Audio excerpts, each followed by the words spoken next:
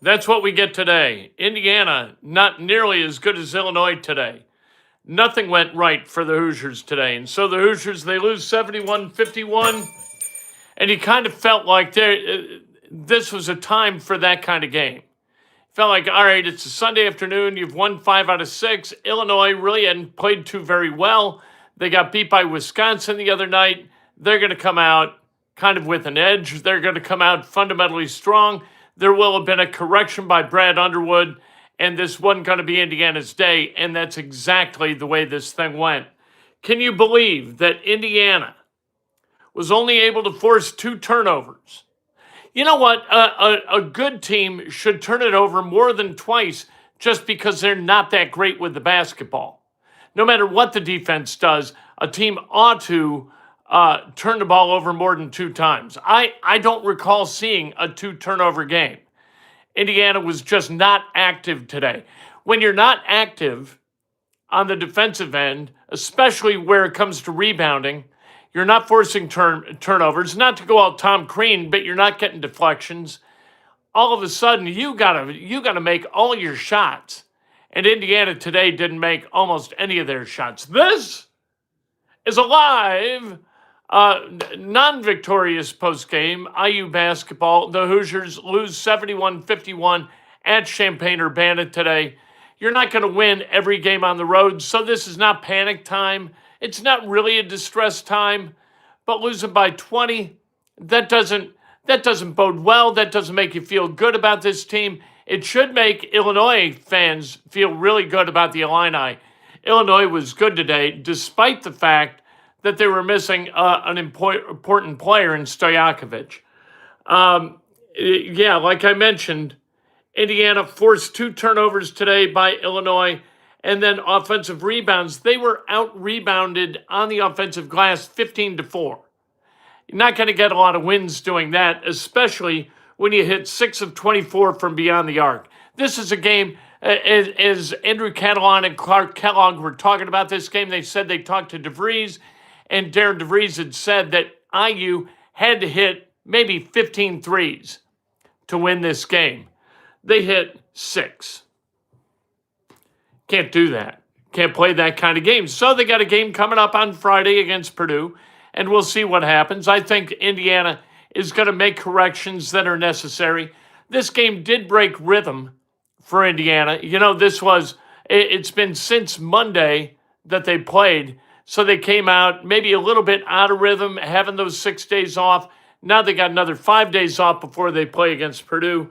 Like I mentioned, what a fast game this was today. This shouldn't be over yet.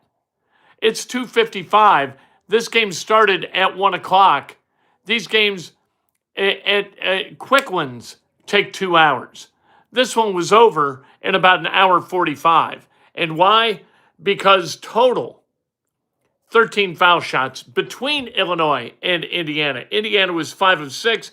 Illinois was 6 of 7. Illinois didn't do great guns hitting threes either. They were 7 of 31. Indiana actually hit more or at a higher percentage their 3-point shots. Indiana hit 25%. Illinois hit 23%. Illinois 29 of 66 from the field. Indiana 20 of 49. So Illinois got up 17 additional shots. You're not going to win a game. You can look sometimes. You know, you look at the box score and you think, well, this game was a lot closer than it looks. This game was maybe closer than it looks, right? And it was a 20-point game. If Illinois had shot it great, Illinois would have won this game by 35 points.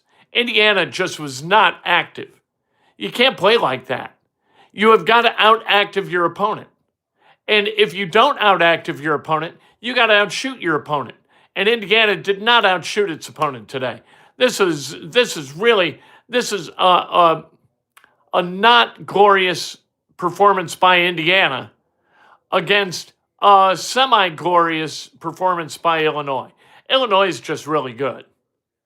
Illinois has got a chance to win the national championship.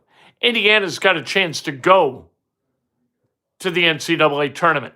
This is a different level of basketball that Illinois plays. So it is what it is, and you hope for the best moving forward. Indiana on its period, their second period today, that second half was not great. Indiana was within 7 at halftime, had the ball, and then got outscored 33-20 in the second half. 20 points in the second half. And it was a long drink of water between buckets for anybody but Lamar Wilkerson. Wilkerson today with 21 points, 8 of 14, 2 of 7 rebounds. Nobody had more than 3 other than Sam Alexis. He had 8. For Illinois, they had 5 between 6 and 8. Nobody got into foul trouble because nobody was close enough to players attacking for Illinois to foul them. It was one of those games. You're going to have these games in the Big Ten. I'm not going to sweat this. I'm not going to lose sleep over it. Indiana's going to be fine. I don't know whether they're going to be fine on Friday night against Purdue. Purdue potentially is a better team than Indiana, especially at Mackey. If Indiana, all you wanted to do in these two games was split, and this was the least likely or the less likely of the two to get a win. So now you go to Purdue, you try to get this thing done on Friday night, and if you can't, you can't. So you go and you play at home against Northwestern, Michigan State, and Minnesota. All 3 in a row. Win 2 of those 3 games, and then that game at Ohio State to end the season. That's to get to 11-9 in the Big Ten. And if you can get to 11-9, you're going to the big dance. If you can't get to 11-9, you got to kind of hope for other teams for seeds to hold in conference tournaments. Because if they don't, you got a problem. Like SLU is going to the NCAA tournament. If they lose in the A10 tournament, that would not be good for Indiana. In the MAC, you got to figure that Miami of Ohio, the way it stands right now, is going to the NCAA tournament. Or is at least is going as an at-large if they don't win their conference tournament. If Buffalo beats Miami in the MAC tournament, which is a possibility, then Buffalo gets the automatic bid, and Miami likely goes as an at-large. You can't have one loss and get snubbed by the NCAA selection committee, right? So anyway, SLU's got to win that tournament. Can't have an upset from the bottom half of the A10. And then you've got to have Miami of Ohio win the MAC tournament. And if you have those two things happen, that opens up 2 spots right in the NCAA tournament. Might not be really important for Indiana. If they get to 11-9, they're going. They're going as a 9 seed. If they can beat either Purdue or Michigan State, Purdue on the road, Michigan State at home, they're going to the tournament. It's that easy. And they'll probably be a higher seed than they would have been otherwise. But this game doesn't help Indiana at all. See if the KenPom's usually really, really quick at these things. And they've got the loss, and Indiana drops 1 spot in KenPom to 36, which is about right. They weren't supposed to win this game. They had less than a 20% chance of winning this game. The game against Purdue, Indiana's got a 16% chance of winning that game. They have a 78% chance of beating Northwestern, 81 of beating Minnesota, 42 against Michigan State, and 40 against Ohio State. So like I said, if you find a way to win one of the 3 games, Purdue, right, Michigan State, Ohio State, and you hold serve against Northwestern and Minnesota, you go to the tournament. 11-5 in the Big Ten is going to get you there. Nobody played with great activity today. Indiana wasn't horrible in terms of activity, but they weren't good. They weren't good enough to beat a good Illinois team. So that's the way it is. We'll talk more about this. If you have any questions, we've gotten the worst version of Tucker in his senior year nonetheless. Let's hope he's saving it. Miami's highest-ranked opponent is 144th, right? They got a rebound. And after seeing him in person, I got to tell you, all love to Travis Steele and Ben Botts and all the players for Miami of Ohio, but there's no chance they win a game in the Big Ten. There just isn't. Like they couldn't. I don't think they could beat Penn State. I don't think they could beat Oregon. Coaches make the teams along with lots of money and athletic black dudes. Come on. I don't know what that means. It sucks being on the bubble again. They're not on the bubble because of this. This doesn't change anything. This will not change their seeding. Nobody expected them to go into Champaign-Urbana and win this game. They're no worse a team, and they're not thought to be any worse a team than they were before this game. So don't worry about that. I don't think they drop. I don't think they slip to 10th. I don't. IU has more overall talent than Purdue because of Wilkerson. It's a matter of poor coaching and underachieving. I agree that 11-9 will get them there, but they won't last very long. Grant, I love you, but I don't think it's poor coaching. Like Indiana, I think has had pretty good coaching this year, and Indiana is still on the come. They're still in ascension. Weren't horrible? They weren't horrible. Illinois is a better team, a much better team. They got better guys at all 5 spots. I'd give Wagler the advantage over Wilkerson. There's no spot on the floor where Indiana's got an advantage. There's nobody on the floor where you can look to and say, go get us a bucket down low in a game like this. Illinois is really, really big. Illinois' size, we'll look at it.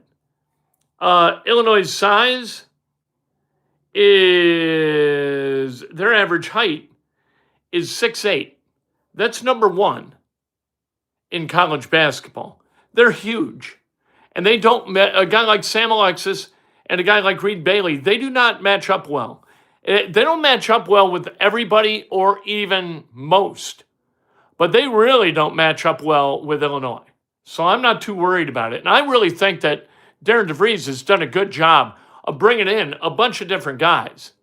12 transfers, 10 transfers came in, and then you've got 2 Euros who are freshmen, and you've got a freshman who was a high school recruit in Trent Sisley, who didn't get in until the very end. Indiana went with the skinny bench today. They had to. And when you're playing against a team with Wagler and Merkovic and Boswell and Ivisic and the other Ivisic, Hummerchaus, like that's a really good team. Wagler's hit 43% from beyond the arc. And then you go to the, we thought Nick Dorn had kind of figured stuff out. He scored 1 point today. He was 0 for 4 from 3. DeVries was 3 of 7. That's a good day for him. 0 for 2 for Enright. 0 for 1 for Sisley, which must have been late. And then Miles 1 for 2, which isn't bad for him. But the bench for Indiana scored 5 points. The bench for Illinois, you know how many points they scored? Indiana outscored Illinois' bench 5-1.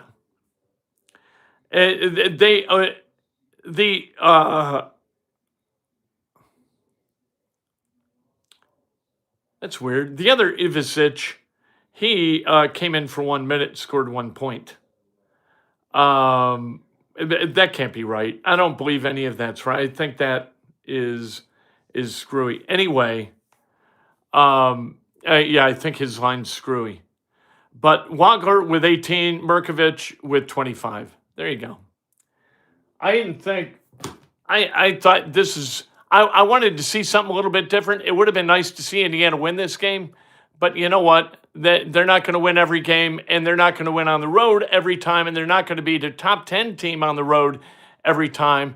This was a game that you kind of circled on the calendar, and you said, this is one that's likely not to go our way. If Indiana fights throughout the entire 40, that's a good thing. I thought Indiana got mentally lazy about midway through the second half for a good chunk of time, and that was that. Coach can't make adjustments.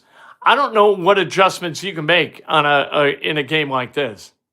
Why doesn't Sisley get more minutes?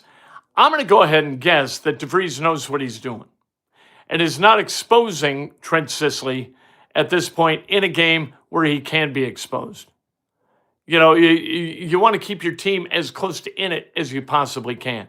I know it's one game move on to Purdue. Get ready for them. Yes, that's right, Michael. Bench doesn't play, and the bench probably shouldn't play. Now it wasn't weird at all. IU beat Purdue once, and they can do it again. Reed Bailey and Dorn need to step it up. My pleasure, Shelton. Very nice of you to say. But we'll talk about it tomorrow. Tomorrow morning, breakfast with Kent, bright and early, 7 o'clock. We're back at it. We'll be optimistic because we got a full week to get optimistic about this game against Purdue up at Mackey Arena. I think Indiana's going to show up on Friday. That's a game that I think that they can play. But they got to be the more active team. You can't be the lesser team in terms of activity and win on the road in the Big Ten. You can't. You need to grind out a win and hope for, a nice day as you hit shots. You don't do that, you got a problem. ISU got snubbed a couple of years ago, and Miami of Ohio could, but I don't think they will if they've got one loss. I'd love to see him beat Purdue again. Wouldn't that be nice? Dorn is struggling, hanging in there. He did hit the one shot after he stepped out of bounds. That tells you something. NCAA letting Brad Underwood put ex-pros on the floor is BS. The NCAA has to do something about this. They got to figure out their eligibility rules. What is the maximum window for eligibility? You got to settle that. And it's got to be a standard that everybody accepts and that everybody agrees to abide by, and nobody's suing as a result of that. I don't think it's right to have a 2-year JUCO guy then play 4 years of Division I basketball. They do that in football. Lewis Moore just did that for Indiana. And while I love the result of that, the NCAA's got to figure it out. From the time you graduate high school, you got 5 years. You get one transfer without penalty. All other transfers, you got to sit a year. You can't just have kids bounce and bounce and bounce and bounce and continue to play and get paid to play now. It used to be the guys would leave and say, yeah, it's time for me to go get a real job. Now, the real job is basketball, and they want to do it as long as possible because they're making a lot of money. They aren't going to graduate college and go make $500,000 or $1 million or $3 million. They're not, either in football or in basketball. So they want to stay as long as possible, and they're willing to go get attorneys to try to make that happen. So the NCAA has got to get together. They got to put rules in place and standardize this thing in a way that keeps 26-year-olds from playing college sports. It's ludicrous, and it should never happen. Somebody's got to grow some balls and say, here are the rules. What are we doing? Calipari cheated, but even he benched Enes Kanter. Yeah, he did. Yeah, and you're going to, if you believe, and this was, I think, the deal with Kanter, if you're going to be held accountable as Louisville was for playing an ineligible guy and thereby forfeiting those games, after the fact, you're not going to play that guy anymore. I don't think that Calipari suddenly found morality or a willingness to, adhere to rules. I don't think that happened. But Kanter was on the Kentucky campus, and Calipari did not play him. Ready for spring training? Go Cubs! 5 days. 5 days till the spring opener. But like spring training, I always get excited, and then I'm like, who's number 72? Who's number 94? Who's number 58? All these crooked numbers all over the place playing, and you don't see anybody you recognize, at least after the second inning. I don't know what's going on. So, have a great rest of your Sunday. Enjoy it. The weather outside is gorgeous. Beautiful day in central Indiana, sunny, and temps in the low to mid 50s. I'm going to go I think I'm going to go run. That's what I'm going to do. Run some of this angst out, all right? By the way, this isn't spilling. This is some kind of tie-dyed shirt. I'm not sure whose shirt this is. What's this say? You have a... What? I don't know who that is. Who's that? I think it came from a Fish concert. Looks like a Ralph Steadman drawing, doesn't it? Refs reffing Indiana games need an investigation done on them. Today was not the officials. That wasn't it. Have a great day, Kent. You have a great day. Thanks very much.